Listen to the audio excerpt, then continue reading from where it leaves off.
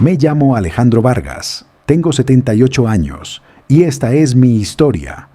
Una historia que quizás muchos de ustedes reconocerán en sus propios corazones, en sus propias casas vacías, en sus propios silencios.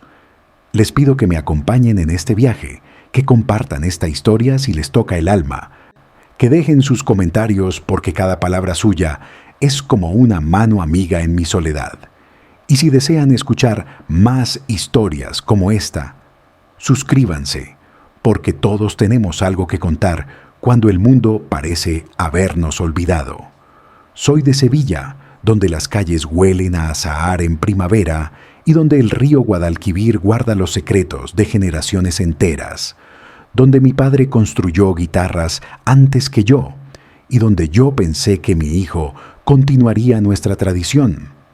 Pero la vida, como el río, toma caminos que nunca esperamos. La casa donde vivo ha estado en mi familia durante 4 generaciones. Sus muros de cal blanca han visto nacer y morir a los Vargas. Han escuchado las primeras notas de miles de guitarras que salieron de nuestro taller. Han sido testigos de bodas, bautizos y ahora, en estos últimos años, han sido los únicos compañeros de mi soledad. Regresé del hospital hace 3 días, después de una operación del corazón que los médicos llamaron rutinaria, pero que para un hombre de mi edad no hay nada rutinario cuando se trata del órgano que nos mantiene vivos. El taxi me dejó en la puerta. El conductor, un joven marroquí con ojos amables, me ayudó con la pequeña bolsa hasta el umbral y cuando le di la propina, me miró con esa mezcla de lástima y respeto que los jóvenes reservan para los viejos que viven solos. «Que Dios le bendiga, abuelo», me dijo, y yo asentí, cerrando la puerta tras de mí, enfrentándome al silencio que se había vuelto tan familiar como mi propia respiración. El olor de mi casa es particular, una mezcla de madera de cedro envejecida, barniz seco y ese aroma indefinible que tienen los lugares donde el tiempo se ha detenido. Mi taller, que ocupa toda la planta baja del ala oeste, todavía conserva el fantasma de lo que fue, aunque hace 5 años que no construyo una guitarra. Las herramientas cuelgan en sus lugares de siempre, cubiertas por una fina capa de polvo que respeta su dignidad, como se respeta a los veteranos de guerra.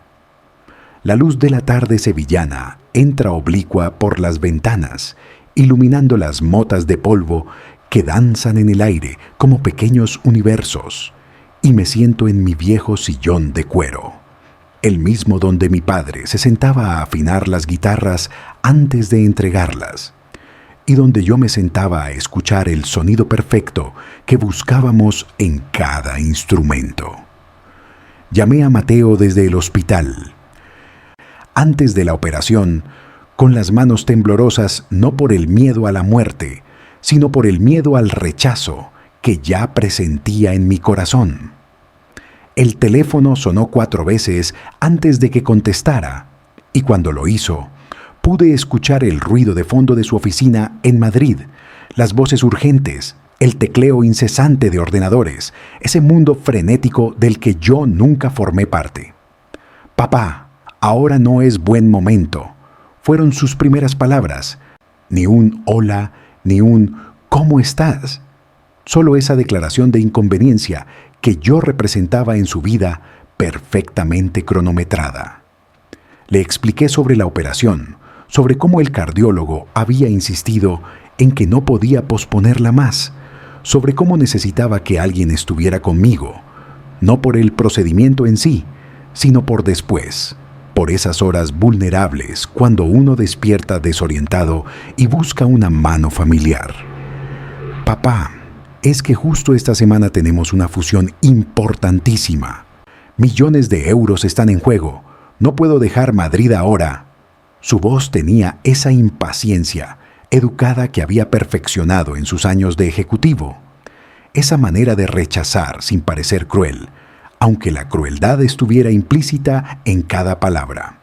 Recuerdo cuando Mateo era pequeño, cuando sus manitas gordezuelas intentaban sostener el mástil de las guitarras que yo construía, cuando se sentaba en el suelo del taller y me miraba trabajar con esos ojos llenos de admiración que solo los hijos pueden tener hacia sus padres. Le enseñé a escuchar la madera, a sentir con las yemas de los dedos las vetas que determinaban la calidad del sonido, a entender que cada árbol tenía su propia canción, esperando ser liberada. Pero cuando cumplió 15 años, algo cambió. Empezó a mirar mi taller con vergüenza, a inventar excusas cuando sus amigos del colegio privado preguntaban a qué se dedicaba su padre. «Mi padre es empresario», les decía. Técnicamente no era mentira, pero la manera en que lo decía borraba generaciones de arte y tradición, reduciendo nuestro legado a una simple transacción comercial. La decisión de vender el taller llegó cuando Mateo fue aceptado en IS Business School, una de las escuelas de negocios más prestigiosas de Europa. La matrícula y los gastos asociados eran astronómicos, más dinero del que yo había visto junto en toda mi vida. Mi esposa, Carmen, que en paz descanse, me miraba con esos ojos que mezclaban orgullo y preocupación. «Es su futuro, Alejandro», me decía mientras acariciaba mi mano callosa. «Es lo que necesita para triunfar en este mundo nuevo».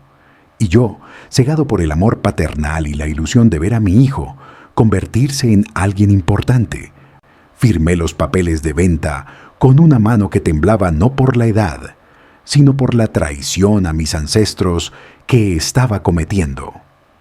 El comprador era un empresario del norte que convirtió nuestro taller en un restaurante de fusión asiática.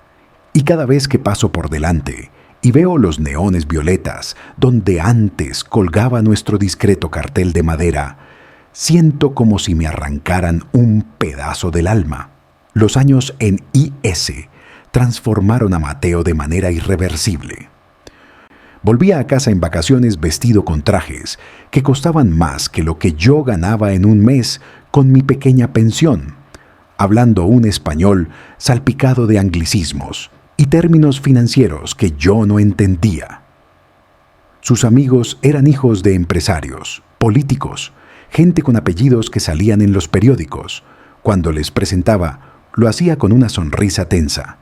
Mi padre, Alejandro, sin mencionar nunca nuestro apellido completo, sin mencionar nunca las guitarras, sin mencionar nunca el arte que corría por nuestras venas. Me había convertido en un accesorio incómodo de su pasado, algo que tolerar en las reuniones familiares obligatorias. Carmen murió hace 6 años, un cáncer fulminante que se la llevó en 3 meses. Mateo vino al funeral, por supuesto, impecable en su traje negro, consolándome con palmadas medidas en la espalda y frases hechas que parecían sacadas de un manual de recursos humanos. Se quedó exactamente 2 días después del entierro, el tiempo mínimo socialmente aceptable, y luego volvió a Madrid porque había una presentación importante el lunes. Me quedé solo en esta casa enorme, con los ecos de Carmen en cada habitación, con su perfume todavía impregnado en las almohadas, con sus plantas en el patio marchitándose porque yo no tenía su toque mágico para mantenerlas vivas. La soledad tiene un sonido particular. Es el goteo del grifo de la cocina que nunca arreglé porque a Carmen no le molestaba. Es el crujir de las vigas de madera cuando la casa se asienta por las noches. Es el tic-tac implacable del reloj de péndulo del salón que marca las horas que nadie cuenta. Me levanto cada mañana a las 7, no porque tenga algo que hacer, sino porque el cuerpo mantiene las rutinas, aunque la mente sepa que son inútiles. Preparo café en la misma cafetera italiana que usábamos Carmen y yo, pero ahora solo lleno una taza. Me siento en la mesa de la cocina, donde los rayos del sol matutino iluminan las marcas y cicatrices de la madera, cada una con su historia, y leo el periódico local, aunque las noticias me parecen cada vez más ajenas, como si hablaran de un mundo al que ya no pertenezco. Los vecinos han cambiado con los años, los viejos amigos han muerto o se han mudado a residencias y las casas se han llenado de parejas jóvenes que me saludan con cortesía distante. Doña Remedios, que vivía en la casa de al lado y con quien Carmen tomaba café todas las tardes, murió el año pasado. Sus hijos vendieron la casa a una pareja de arquitectos que la están reformando, y el ruido constante de las obras es como un recordatorio de que el mundo sigue girando mientras yo permanezco inmóvil. A veces veo a la mujer joven regar las plantas en su terraza y me pregunto si sabe que en esa misma terraza Remedios y Carmen se sentaban a coser y a chismorrear sobre los vecinos. Si sabe que esas paredes que están derribando guardaban décadas de risas y lágrimas. El día de la operación llegó con una mañana gris poco común en Sevilla. Me levanté más temprano de lo habitual, me duché con cuidado, me afeité con la misma meticulosidad con la que antes preparaba la madera para una guitarra. Preparé una pequeña bolsa con lo esencial, el pijama que Carmen me había regalado en nuestro último aniversario juntos, las zapatillas que Mateo me envió por mi cumpleaños hace 2 años sin ninguna nota personal, solo el recibo de la tienda. Llamé un taxi porque no quería molestar a nadie, aunque la verdad es que no tenía a nadie a quien molestar. El taxista era diferente al que me traería de vuelta días después. Este era un hombre de mi edad, que no paraba de hablar sobre sus nietos, sobre cómo su hija, médico, le había conseguido una cita con el mejor cardiólogo de Sevilla. Yo asentía y sonreía, tragándome la ironía de que mi hijo, con todos sus millones, ni siquiera se había ofrecido a buscarme un especialista. El Hospital San Rafael tiene esa mezcla de olor a desinfectante y sufrimiento humano que todos los hospitales comparten. Me registré en recepción, firmé los papeles que me convertían en un número de habitación y un procedimiento programado. La enfermera que me llevó a mi cuarto era una mujer robusta con cara amable. Me ayudó a ponerme la bata de hospital que te despoja de toda dignidad. Y me explicó el procedimiento con una paciencia que agradecí en silencio. ¿Vendrá alguien a acompañarle?, preguntó mientras revisaba mi historial. Mi hijo viene de Madrid. Mentí, porque era más fácil que explicar que mi único hijo consideraba que una fusión empresarial era más importante que el corazón de su padre. La anestesia tiene esa cualidad misericordiosa de borrarte del mundo sin que te des cuenta. Un momento estás contando hacia atrás desde 10 y al siguiente estás despertando en una habitación diferente con tubos y cables conectados a tu cuerpo como si fueras una guitarra mal encordada. El dolor era sordo pero constante, como un bajo continuo en una pieza musical triste. Abrí los ojos esperando, contra toda lógica, ver a Mateo sentado junto a mi cama, pero solo encontré a la enfermera del turno de noche verificando mis constantes vitales. «Ha salido todo bien», me dijo con una sonrisa profesional. «El doctor vendrá a verle por la mañana». Y yo asentí, cerrando los ojos para no tener que ver la silla vacía donde debería estar mi hijo. Pasé 3 días en el hospital, 3 días donde las únicas visitas fueron las del personal médico y una señora de la limpieza particularmente conversadora que me contaba sobre su hijo que estudiaba enfermería. «Los hijos son nuestra mayor bendición», me decía mientras trapeaba el suelo. Y yo asentía, mordiéndome la lengua para no contarle que las bendiciones a veces se convierten en maldiciones. El día del alta, el médico me dio una lista de cuidados postoperatorios, medicamentos que tomar, ejercicios que hacer, señales de alarma a las que estar atento. «Es importante que tenga a alguien con usted las primeras semanas», insistió, y yo le aseguré que mi hijo se había tomado vacaciones para cuidarme. Otra mentira que se sumaba a la colección de ficciones que construía para mantener la dignidad. El regreso a casa fue cuando la realidad de mi situación me golpeó con toda su fuerza. El taxista me ayudó hasta la puerta, pero una vez dentro, estaba completamente solo. La casa parecía más grande, más vacía, más hostil. Cada escalón era un Everest que conquistar, cada movimiento una negociación con mi cuerpo debilitado. Me preparé una sopa de sobre para cenar, de esas que Carmen habría considerado una abominación culinaria, y me senté a comerla en silencio mientras el reloj de péndulo marcaba los segundos con su implacable precisión. Fue entonces cuando decidí hacer la llamada que cambiaría todo, aunque en ese momento no lo sabía. Marqué el número de Mateo con dedos que temblaban, no por la operación, sino por la humillación de lo que estaba a punto de hacer. Necesitaba ayuda con las facturas médicas. La seguridad social no cubría todos los gastos, y mi pensión apenas alcanzaba para los gastos básicos de la casa. El teléfono sonó 1, 2, 3 veces, y cuando finalmente contestó, pude escuchar música de fondo y risas. Probablemente estaba en algún evento social importante. «Papá, ¿qué pasa? Estoy en una cena con inversores». Su tono era de irritación apenas contenida. Le expliqué mi situación, los gastos médicos, la necesidad de ayuda, tragándome el orgullo con cada palabra. Hubo un silencio largo, tan largo que pensé que se había cortado la llamada, y entonces llegaron las palabras que se clavarían en mi corazón como cuchillos. «Papá, no puedo. Tengo mi propia vida, mis propios gastos. Tienes que entender, no tienes dinero, no tienes nada que ofrecer. ¿Qué esperas? Ya hice bastante pagando tu residencia geriátrica el año pasado. Eso fue un préstamo que te devolví», intenté explicar, pero él ya había continuado. «Mira, tengo que colgar. Hay servicios sociales para estas cosas.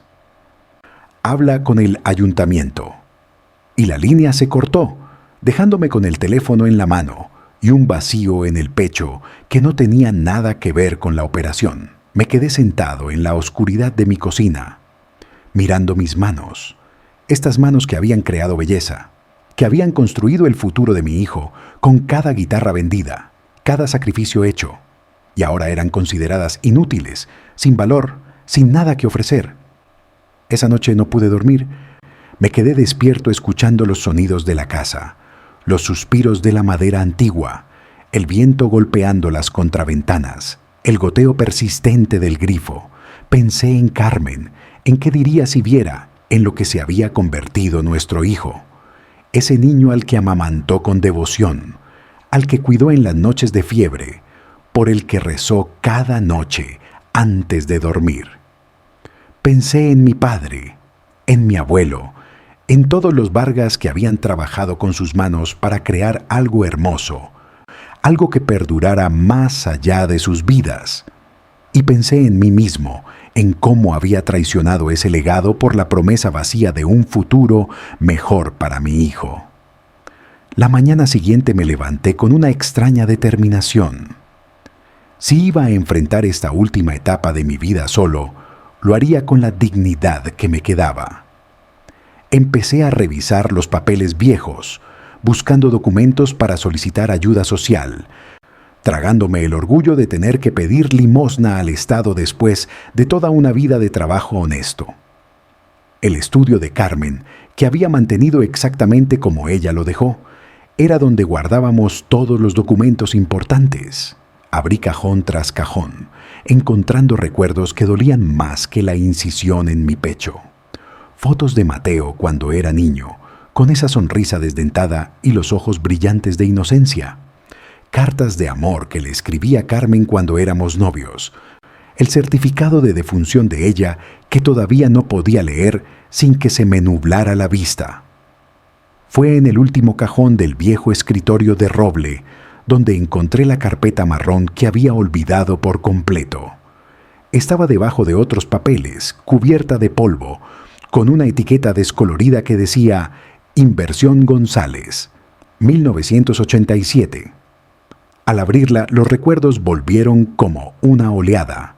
Don Alberto González, un empresario excéntrico que había sido uno de mis mejores clientes. Un hombre que coleccionaba guitarras como otros coleccionan sellos.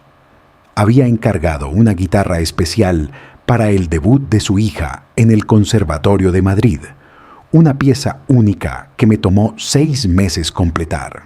Cuando vino a recogerla, las lágrimas corrían por sus mejillas al escuchar el sonido perfecto que producía.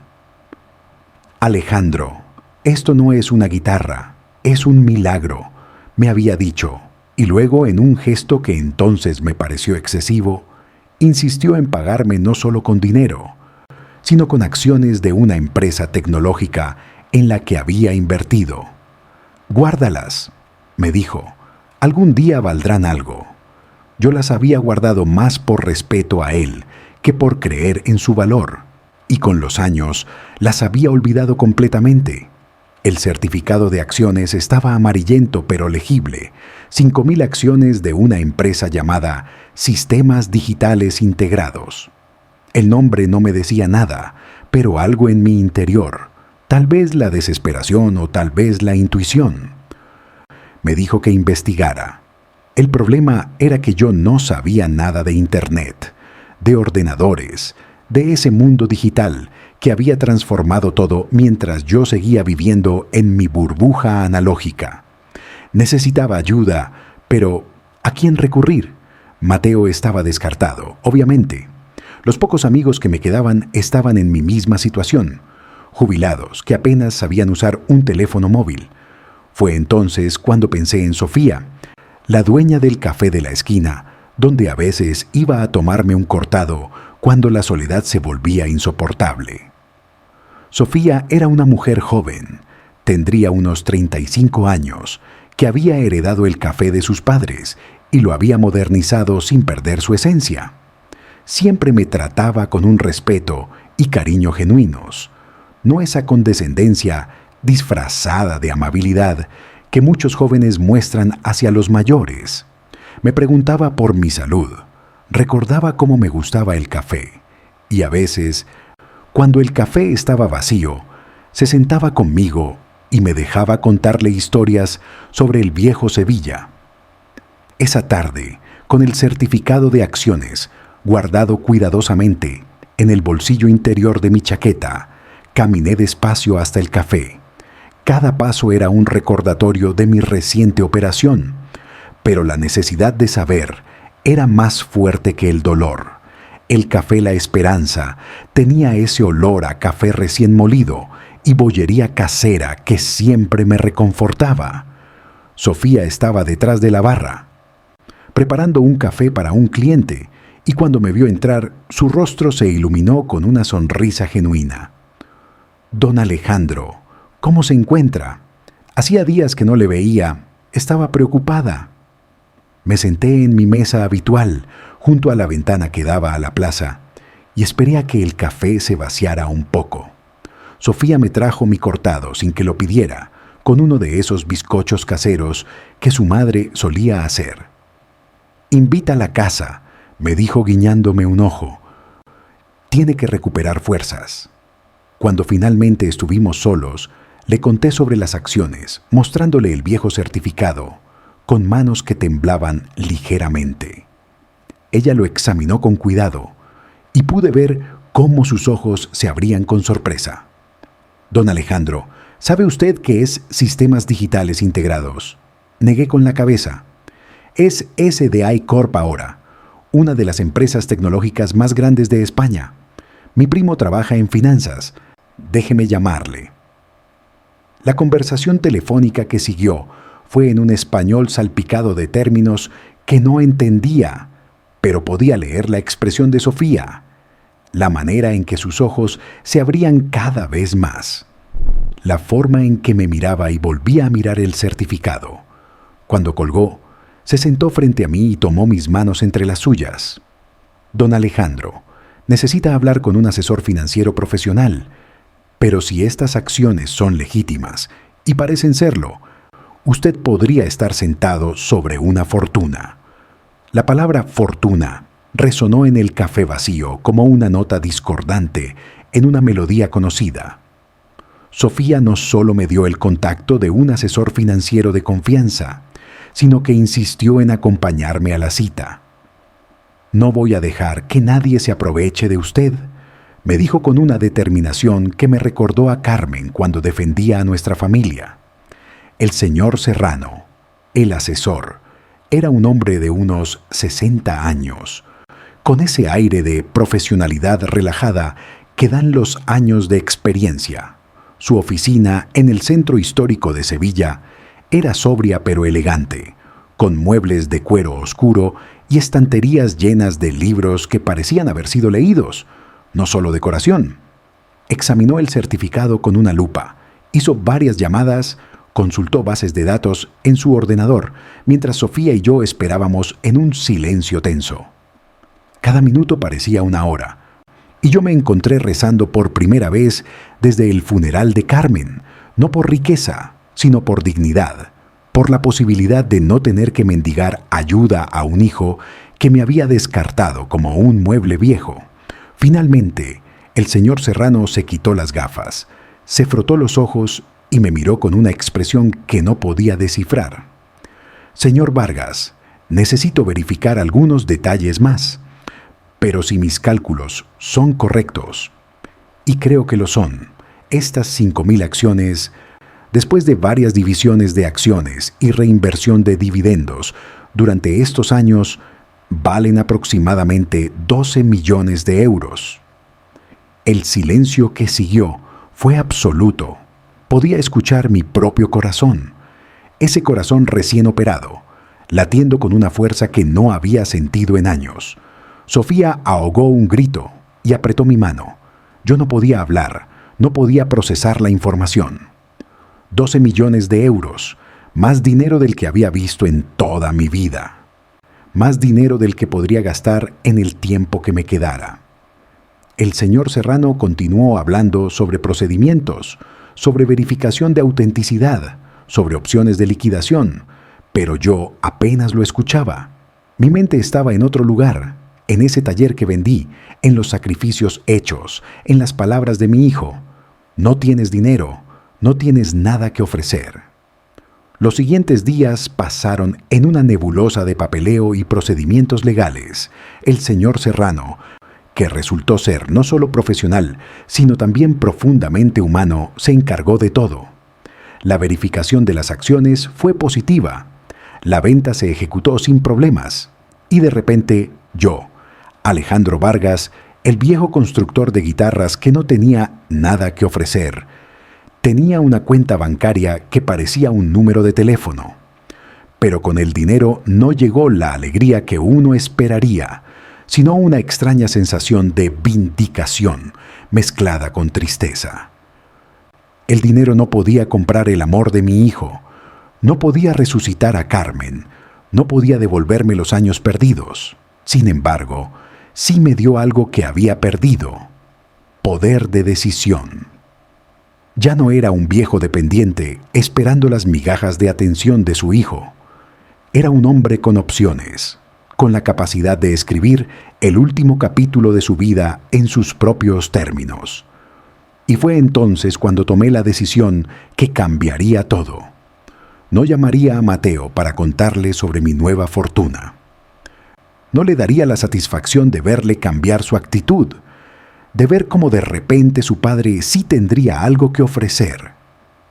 En lugar de eso, haría algo que le enseñara una lección sobre el verdadero valor de las personas, sobre lo que realmente significa tener o no tener. La primera cosa que hice fue pagar todas las facturas médicas sin necesidad de ayuda social ni de la caridad de nadie. La segunda fue contratar a una empresa para que hiciera las reparaciones necesarias en la casa, no para venderla, sino para devolverle la dignidad que los años de abandono le habían quitado. Y la tercera, la más simbólica, fue comprar un coche, pero no cualquier coche. Fui al concesionario de Ferrari en Sevilla, un lugar donde nunca imaginé entrar, y compré un Ferrari 488 Spider en rojo Corsa, el color de la pasión, del fuego, de la vida que todavía ardía dentro de mí a pesar de todo. El vendedor, un joven que probablemente ganaba menos en un año de lo que yo acababa de gastar en un capricho, me trató con una mezcla de respeto y curiosidad. No todos los días un hombre de casi 80 años entraba a comprar un Ferrari al contado. «¿Es para usted, señor?», preguntó con educada incredulidad. «Cada segundo que me quede», respondí, y algo en mi tono debió transmitirle que no era una compra frívola, sino una declaración de principios, porque asintió con comprensión y no hizo más preguntas innecesarias. Aprender a conducir ese monstruo de máquina fue toda una aventura. Contraté a un instructor privado, un expiloto de carrera retirado que me enseñó no solo a conducir el Ferrari, sino a entenderlo, a sentir su poder, a respetar su fuerza. «Este coche es como un instrumento musical», me dijo durante una de nuestras lecciones, sin saber cuán acertada era su analogía. «Hay que saber escucharlo para poder tocarlo bien». Y yo, que había pasado toda mi vida escuchando la madera, aprendí a escuchar el metal, el rugido del motor, el susurro de los neumáticos sobre el asfalto. También cambié mi vestuario, nada ostentoso, pero sí digno. Trajes bien cortados, camisas de calidad, zapatos de cuero italiano. No para impresionar a otros, sino para mirarme al espejo y ver al hombre que siempre fui, pero que había olvidado en años de negligencia y autodesprecio.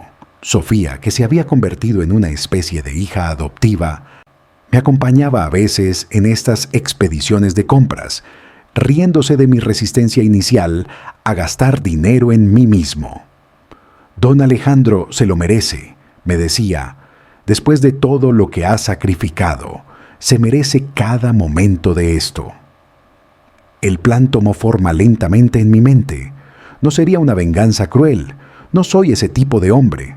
Sería una lección, una demostración de que el valor de una persona no se mide en su cuenta bancaria, sino en su carácter, en su capacidad de amar incondicionalmente, en su dignidad frente a la adversidad. Investigué la rutina de Mateo, sus horarios, sus costumbres. Descubrí que todos los jueves tenía una reunión de directivos en su oficina de Madrid, en esa torre de cristal y acero que era el símbolo de su éxito. Sería un jueves cuando aparecería sin previo aviso para entregarle la lección más importante de su vida.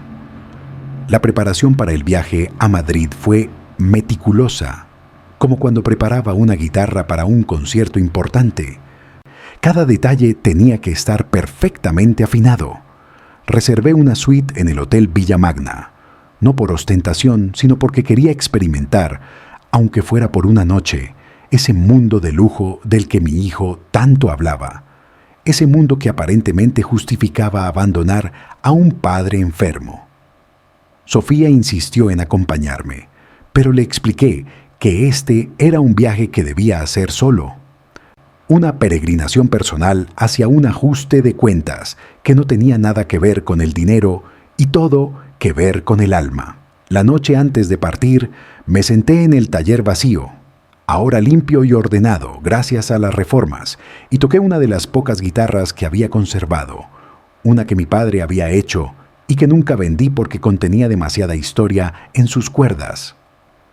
Las notas resonaron en el espacio vacío, melancólicas y hermosas, como un requiem por el hombre que solía ser y un himno al hombre en que me estaba convirtiendo. El viaje de Sevilla a Madrid en el Ferrari fue una experiencia transformadora que trascendió el simple acto de conducir. La autopista se extendía ante mí como una cinta de posibilidades, y el motor del coche cantaba una sinfonía de potencia contenida que me recordaba que todavía estaba vivo, que todavía tenía fuego en las venas, a pesar de mis 78 años. Paré en Mérida para comer, en un pequeño restaurante de carretera donde el camarero no podía dejar de mirar el coche aparcado fuera, y cuando le di una propina generosa, Me miró como si fuera un ángel caído del cielo. «Para que invites a tu novia a cenar», le dije, recordando cuando yo era joven, y cada peseta extra significaba la diferencia entre poder o no poder cortejar a Carmen apropiadamente. El chico se ruborizó y tartamudeó su agradecimiento, y yo continué mi viaje sintiendo que, por primera vez en años, había hecho sonreír genuinamente a alguien. La entrada a Madrid fue como penetrar en otro mundo, un mundo de prisas y ruido, de edificios que arañaban el cielo y gente que caminaba mirando sus teléfonos como si el universo entero estuviera contenido en esas pequeñas pantallas. El hotel era todo lo que esperaba y más, con ese lujo discreto que grita dinero, sin necesidad de alzar la voz. El conserje me recibió con una reverencia que antes me habría incomodado, pero que ahora acepté con la gracia de quien ha aprendido que la dignidad no está reñida con el servicio. Mi suite tenía vistas al Retiro, y me quedé un largo rato mirando los árboles meciéndose en el viento, pensando en cómo la naturaleza permanece indiferente a nuestras pequeñas tragedias humanas, cómo los árboles siguen creciendo aunque nosotros nos marchitemos. Esa noche cené solo en el restaurante del hotel, observando a los otros comensales, ejecutivos con sus conversaciones de negocios, parejas adineradas que apenas se miraban mientras comían, toda esa coreografía del éxito que parecía tan vacía como mi casa en Sevilla. El sommelier, notando que estaba solo, se tomó el tiempo de explicarme los vinos y terminamos teniendo una conversación sobre la tierra, sobre cómo el suelo de La Rioja le daba al vino características únicas, no muy diferente a cómo la madera de diferentes árboles creaba sonidos distintos en las guitarras. «Todo está conectado», me dijo, mientras servía un reserva del 85, el año en que Mateo nació. La tierra, la vid, el vino, nosotros. Y yo asentí, pensando en las conexiones rotas, en los vínculos que el dinero y la ambición habían cortado como tijeras en una partitura. No pude dormir esa noche. La anticipación del encuentro del día siguiente me mantenía despierto como un niño en víspera de Reyes. Me levanté varias veces para mirar por la ventana, viendo cómo Madrid nunca dormía realmente, como siempre había luces encendidas, sirenas sonando, vida pulsando incluso en la madrugada. Pensé en Mateo, probablemente durmiendo en su ático de lujo, sin saber que su padre estaba en la misma ciudad, que el viejo al que había descartado estaba a punto de darle la lección más importante de su vida. No sentía rabia, o al menos no la rabia ardiente, de los primeros días después de su rechazo. Lo que sentía era una tristeza profunda mezclada con una extraña forma de compasión, porque me daba cuenta de que Mateo, con todo su éxito, era más pobre que yo cuando vendí el taller, porque al menos yo tenía amor que dar, mientras que él solo tenía transacciones que ofrecer. La mañana del jueves amaneció clara y fría, ese frío de Madrid que corta pero no como el viento de Sevilla, sino como una hoja de afeitar, preciso y sin misericordia. Me vestí con cuidado. El traje azul marino que Sofía me había ayudado a elegir, la camisa blanca impecable, la corbata de seda con un discreto estampado que sugería clase sin gritarla. Me miré en el espejo del baño del hotel y vi a un hombre que no reconocía del todo, no el viejo constructor de guitarras, encorvado por los años y la pena, sino alguien erguido, con propósito, con esa dignidad que el dinero no puede comprar, pero que puede ayudar a recuperar cuando la has perdido. Desayuné ligero. Solo un café y una tostada, el estómago demasiado nervioso para algo más sustancial, y luego bajé al parking donde el Ferrari esperaba como un caballo de batalla, ansioso por entrar en combate. El edificio de oficinas de Mateo estaba en el distrito financiero, una torre de cristal y acero que reflejaba el cielo como un espejo gigante, devolviendo al mundo su propia imagen distorsionada. Aparqué el Ferrari en la zona de visitantes, tomándome mi tiempo, sintiendo las miradas de los transeúntes que se detenían a admirar el coche. Un grupo de jóvenes ejecutivos que salían del edificio se quedaron mirando, y pude escuchar sus comentarios sobre el modelo, el año, el precio. Si supieran que el conductor era un viejo, que hasta hace poco no tenía para pagar sus medicinas, pensé con una ironía que me hizo sonreír. Saqué mi teléfono móvil, ese aparato que Sofía me había enseñado a usar con paciencia infinita, y marqué el número de Mateo. El teléfono sonó 3 veces antes de que contestara, y cuando lo hizo, su voz tenía ese tono de impaciencia profesional que reservaba para las interrupciones no deseadas. Sí, estoy en medio de una reunión importante.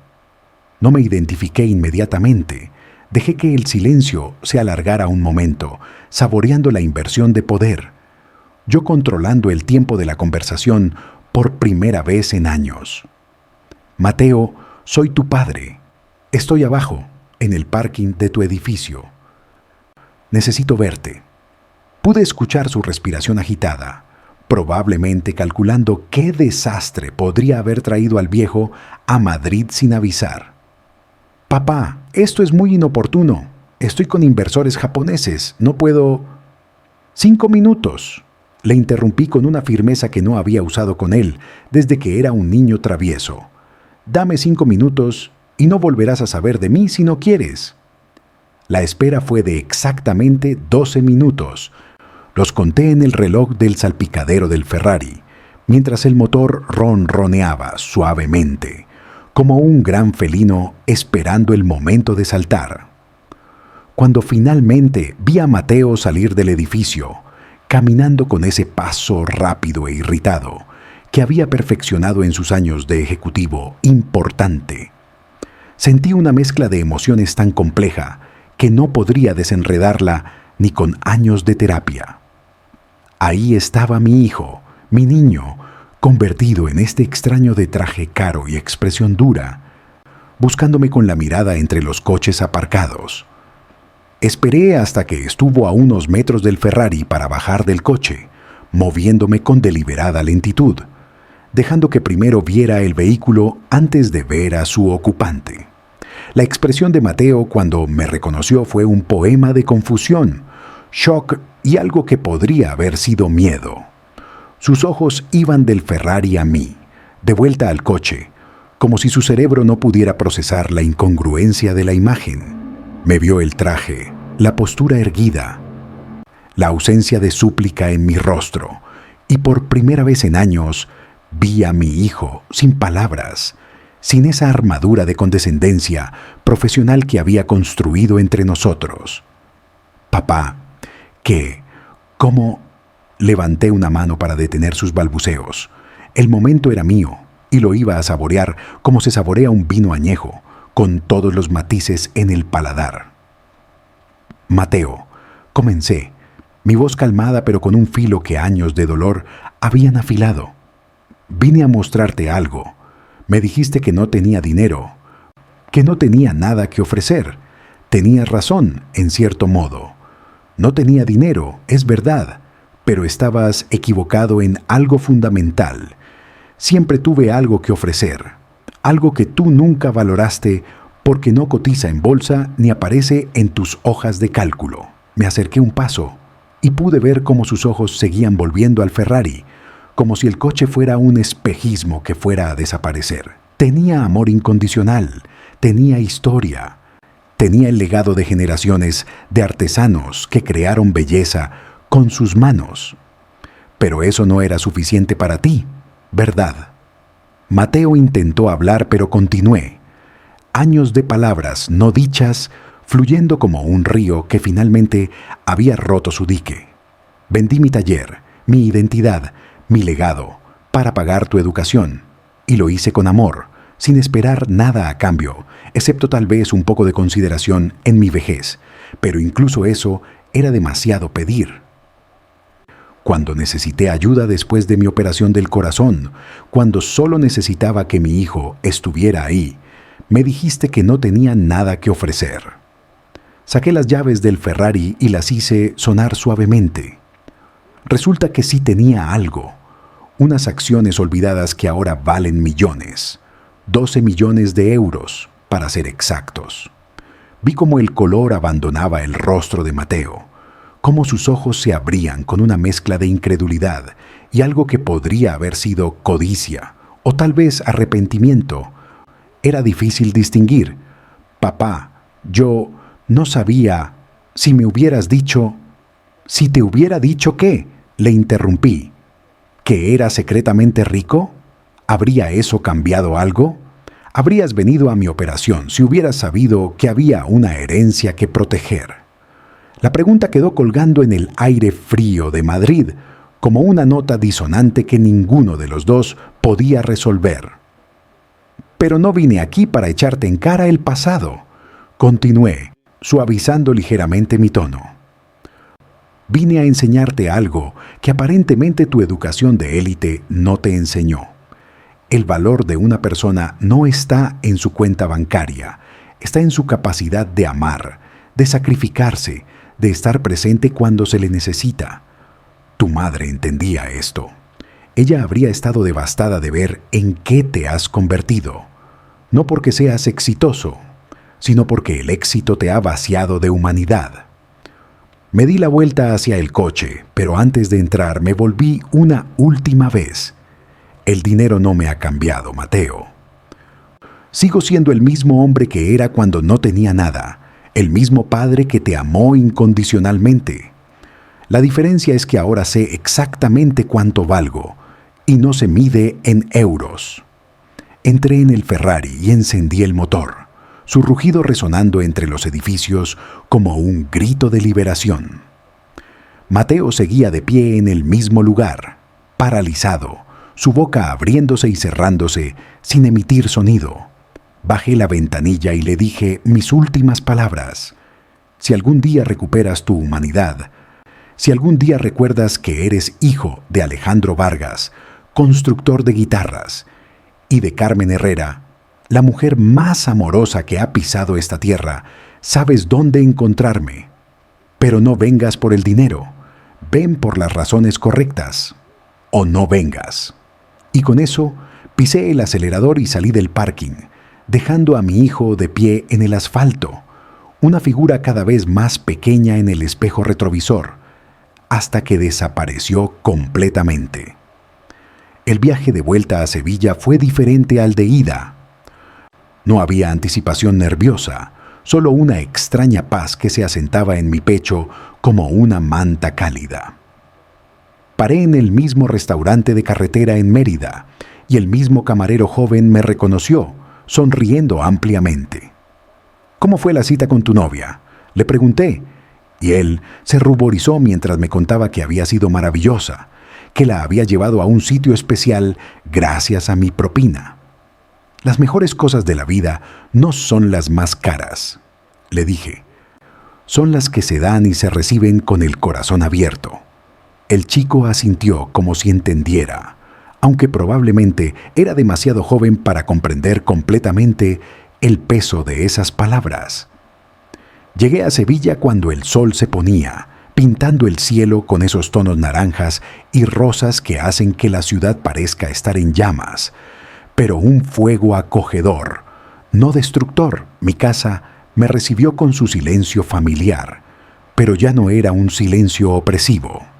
Era el silencio de un refugio, de un lugar donde podía ser yo mismo sin pretensiones ni expectativas. Aparqué el Ferrari en el garaje que había hecho construir especialmente junto a mi viejo Seat, que había decidido conservar por razones sentimentales, dos mundos coexistiendo en armonía. Esa noche Sofía vino a cenar. Había insistido en cocinar para mí, trayendo ingredientes para hacer una paella que su abuela le había enseñado. Mientras cocinaba, le conté sobre el encuentro con Mateo, cada detalle, cada palabra, cada silencio. Ella escuchaba mientras removía el arroz, ocasionalmente haciendo un sonido de comprensión o indignación según correspondiera. ¿Cree que volverá?, preguntó finalmente cuando nos sentamos a comer. No lo sé, respondí honestamente. Y lo más sorprendente es que me he dado cuenta de que no importa. Si vuelve, lo recibiré, pero no voy a pasar el resto de mi vida esperando. Los días que siguieron tomaron un ritmo nuevo. Me inscribí en un curso de restauración de instrumentos antiguos en el Conservatorio de Sevilla, no porque necesitara aprender, sino porque quería enseñar, pasar mi conocimiento a una nueva generación antes de que fuera demasiado tarde. Los estudiantes, jóvenes en su mayoría, me miraban con una mezcla de respeto y curiosidad, especialmente cuando llegaba a clase en el Ferrari. Don Alejandro es una leyenda. Escuché a uno decirle a otro: construyó guitarras para los mejores músicos de España. Y yo sonreía porque por primera vez en años me sentía como una leyenda, no una reliquia. También empecé a hacer donaciones anónimas a causas que me importaban. Un programa de música para niños desfavorecidos aquí, una beca para estudiantes de lutería allá, pequeñas semillas de esperanza plantadas en tierra fértil. No necesitaba reconocimiento. Había aprendido que el verdadero valor de un acto está en su intención, no en su publicidad.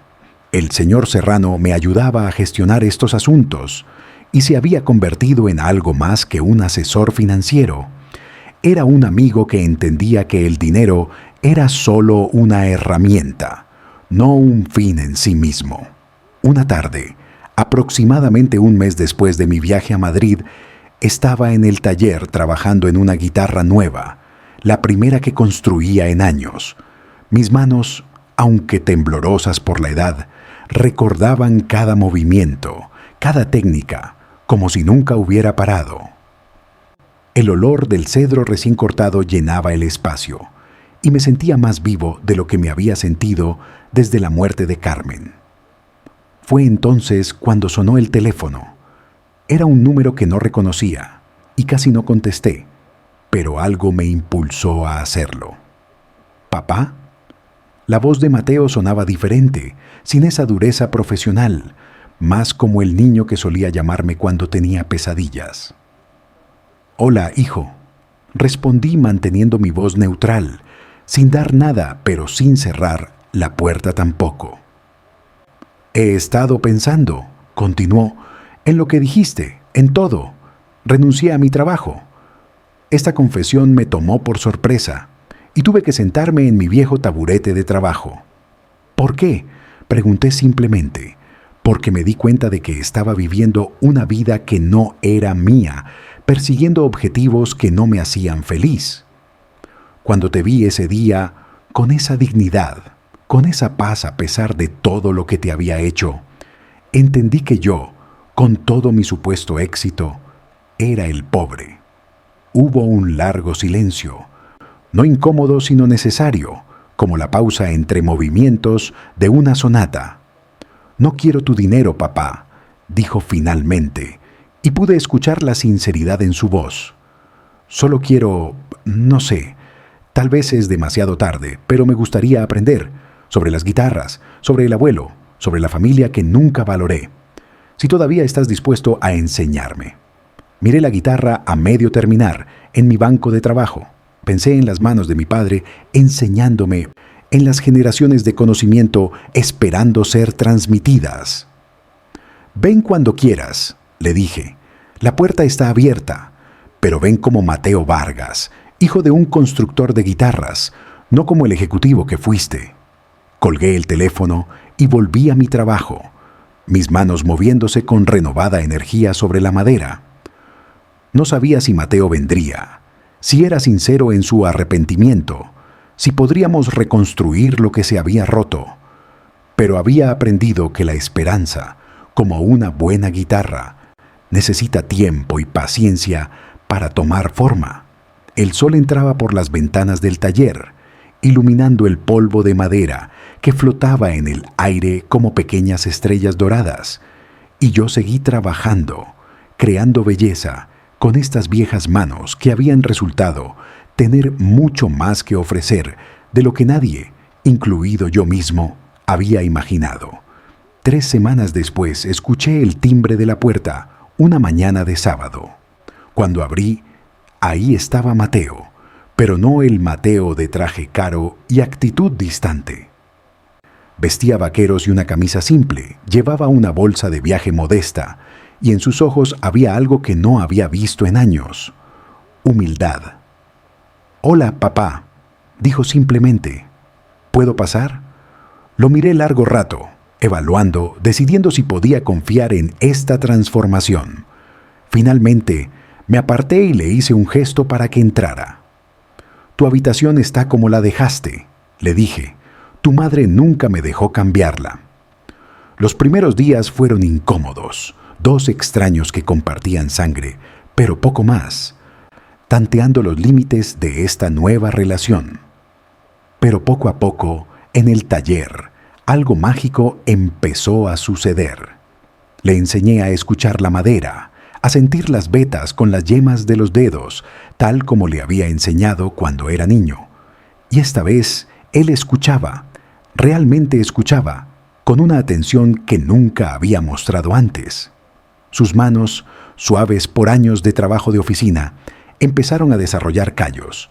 Su espalda, acostumbrada a sillas ergonómicas, aprendió a encorvarse sobre el banco de trabajo durante horas.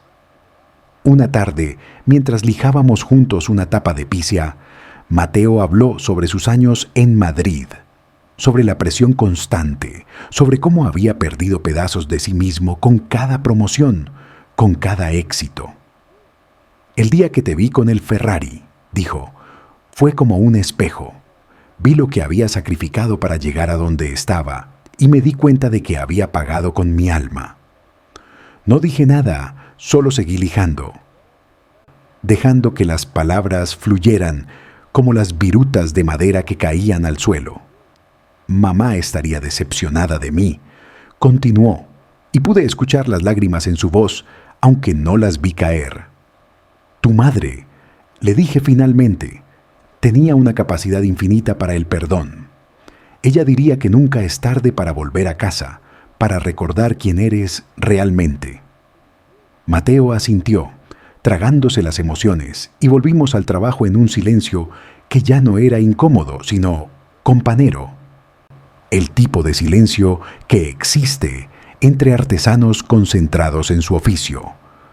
La guitarra que estábamos construyendo juntos empezaba a tomar forma, y con ella también nuestra relación. Sofía venía a menudo a cenar, y ella y Mateo desarrollaron una amistad inesperada. Ella no le perdonaba fácilmente el dolor que me había causado, pero reconocía su esfuerzo por cambiar. «Todos merecemos una segunda oportunidad», me dijo una noche mientras lavábamos los platos, «pero no una tercera». Y yo estuve de acuerdo, porque el perdón no significa olvidar, significa elegir seguir adelante a pesar del dolor. El Ferrari seguía en el garaje y a veces lo sacaba a pasear más por el placer de sentir el viento en mi cara que por cualquier necesidad de ostentación. Mateo nunca pidió conducirlo y yo nunca se lo ofrecí. Era mi símbolo personal de liberación, no algo para compartir todavía. Tal vez algún día, cuando la confianza estuviera completamente restaurada. Pero ese día aún no había llegado. Una noche, mientras cenábamos gazpacho en el patio, bajo las estrellas de Sevilla y el perfume de los jazmines que Carmen había plantado, Mateo me preguntó sobre las acciones, sobre cómo las había conseguido. Le conté la historia completa, sobre don Alberto González, sobre la guitarra especial para su hija, sobre cómo el arte a veces vuelve a nosotros de formas inesperadas. «Fue tu habilidad, tu arte, lo que plantó esa semilla», dijo Mateo con algo parecido al orgullo en su voz. «El dinero fue solo la consecuencia, no la causa». Empezamos a recibir encargos de guitarras, primero uno, luego otro, la noticia corriendo de que el taller Vargas había reabierto. Trabajábamos juntos, yo enseñando, él aprendiendo, creando instrumentos que cantaban con la voz de generaciones. No hablábamos mucho sobre el futuro, sobre qué pasaría cuando yo ya no estuviera, pero podía ver en los ojos de Mateo que había encontrado algo que había estado buscando sin saberlo: propósito, conexión, raíces. El señor Serrano vino un día con papeles para organizar mi herencia. Necesita decidir qué hacer con su fortuna, me dijo con su pragmatismo habitual. Miré a Mateo trabajando en el taller, concentrado en el ensamblaje de un puente, y tomé mi decisión. La mayor parte irá a fundaciones de música y educación, le dije. Mateo heredará la casa, el taller, y lo suficiente para vivir cómodamente si continúa el negocio familiar. El resto se usará para ayudar a otros como ayudé a mi hijo, pero esta vez la ayuda vendrá sin condiciones, solo con la esperanza de que se use sabiamente. Mateo escuchó esto. Lo sé porque vi cómo sus manos se detenían por un momento, pero no protestó. Cuando el señor Serrano se fue, vino a mí y simplemente dijo: «Es justo, papá, más que justo». Y en ese momento supe que realmente había cambiado, que el hijo, que había perdido en los pasillos corporativos de Madrid, había encontrado su camino de vuelta a casa. Los meses pasaron con una rutina reconfortante. Desayunábamos juntos, trabajábamos en el taller, almorzábamos en el café de Sofía, volvíamos al trabajo hasta que la luz se desvanecía. Los domingos íbamos al cementerio a visitar a Carmen, llevándole flores frescas y noticias de nuestro progreso. «Mira, Carmen», le decía yo mientras Mateo permanecía en silencio, respetuoso, «tu hijo ha vuelto a casa. No de la manera que esperábamos, pero ha vuelto». Una tarde, mientras afinábamos una guitarra recién terminada, la primera que Mateo había construido casi completamente solo, el sonido que emergió fue tan puro, tan perfecto, que ambos nos quedamos en silencio. Era el sonido que mi padre buscaba, que yo buscaba, que ahora Mateo había encontrado. «Es la voz de la familia», dije, y vi lágrimas en los ojos de mi hijo. «Es perdón», respondió él, «es redención». Mi salud milagrosamente mejoró. El médico dijo que era el efecto de tener propósito, de estar activo, de tener alegría en mi vida otra vez. El corazón necesita razones para latir más allá de la simple supervivencia, me dijo en mi última revisión. Y tenía razón. Mi corazón, ese órgano que había fallado cuando estaba solo y abandonado, ahora latía fuerte y regular, impulsado por la satisfacción de ver mi legado continuar, de ver a mi hijo convertirse en el hombre que siempre supe que podía ser. Una mañana, Mateo me sorprendió. Había contactado con la hija de don Alberto González, la niña para quien había construido aquella guitarra especial hacía tantos años. Ahora era una concertista famosa y quería encargar una guitarra nueva, esta vez construida por ambos Vargas. «Es un círculo completo», dijo Mateo mientras tomábamos las medidas y discutíamos el diseño. «Tu arte creó nuestra fortuna, y ahora nuestra fortuna nos permite continuar creando arte». Trabajamos en esa guitarra durante meses, cada detalle perfectamente ejecutado, cada decisión tomada en conjunto. Era más que un instrumento, era un testamento a nuestra reconciliación, a la idea de que nunca es demasiado tarde para corregir errores, para sanar heridas, para reconstruir puentes quemados. Cuando la terminamos, la señora González vino personalmente a recogerla. Era una mujer elegante de unos 50 años, con las manos de una verdadera música. Cuando tocó las primeras notas, el taller se llenó de una música tan hermosa que parecía venir del cielo mismo. «Es incluso mejor que la que hizo para mí cuando era niña», dijo con lágrimas en los ojos. «Mi padre estaría tan orgulloso de saber que su inversión en usted no solo dio frutos financieros, sino que permitió que esta tradición continuara». Miré a Mateo. Vi el orgullo en su rostro, el entendimiento de que este momento, valía más que todos los millones en cualquier banco.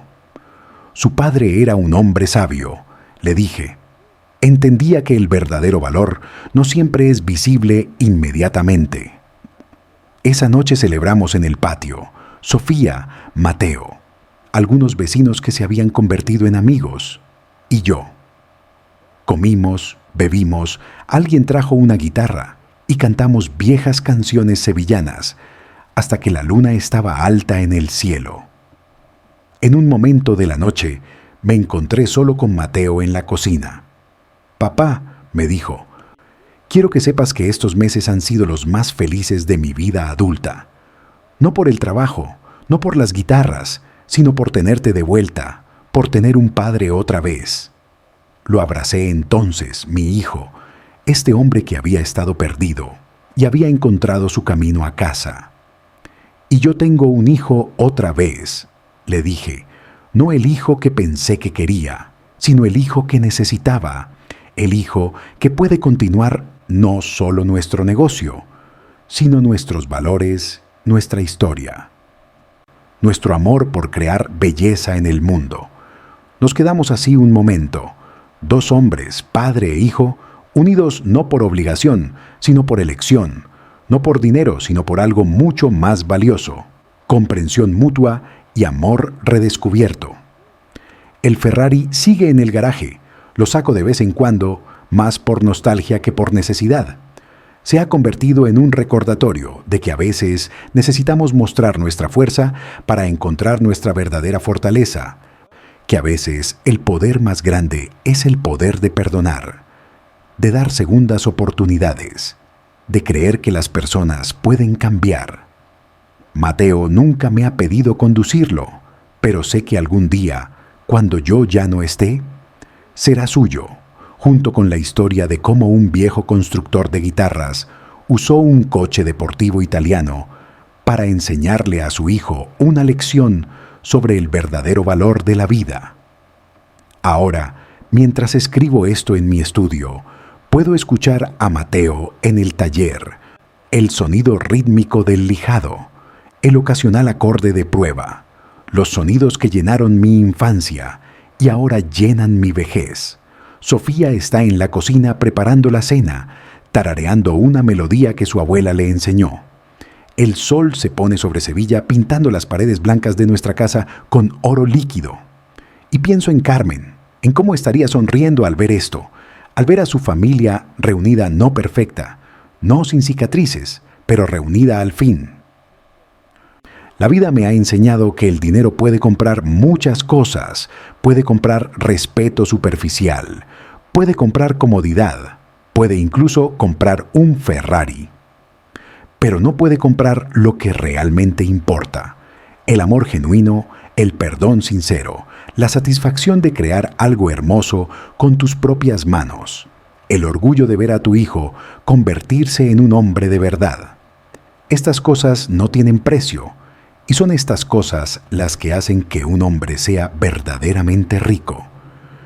Mi nombre es Alejandro Vargas, tengo 78 años, soy constructor de guitarras, padre, y un hombre que aprendió que a veces tienes que perderlo todo para darte cuenta de lo que realmente tienes. Mi hijo una vez me dijo que no tenía dinero, que no tenía nada que ofrecer. Tenía razón en lo primero, al menos en ese momento, pero estaba profundamente equivocado en lo segundo. Siempre tuve algo que ofrecer: mi historia, mi arte, mi capacidad de amar incondicionalmente, mi dignidad frente a la adversidad. Y al final, eso resultó valer más que todo el dinero del mundo. El reloj de péndulo sigue marcando el tiempo en el salón, pero ya no suena como una cuenta regresiva hacia la soledad.